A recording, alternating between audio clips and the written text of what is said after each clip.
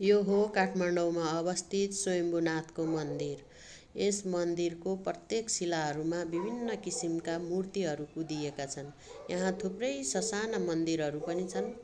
मन्दिरहरूभित्र साना साना मूर्तिहरू बनाइएका छन्। यो पर्यटकीय उद्गम स्थल पनि हो। यहाँ लाखौँको सङ्ख्यामा स्वदेशी तथा विदेशी पर्यटकहरू आउने गर्नुहुन्छ। यहाँ स्वयम्भूनाथको विशाल चैत्य गुम्बाहरू पनि छ। स्वयम्भूनाथको आँखाले सबैलाई निहालिरहेको जस्तो हामीलाई भान हुन्छ। यहाँ पर्यटकको लागि स्वदेशी सामानहरूको बजार पनि देख्न सक्छौँ।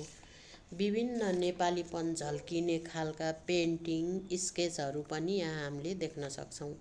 यहाँ पर्यटकको लागि आवश्यक पर्ने सम्पूर्ण सामानहरू पनि हामीले पाउनेछौँ।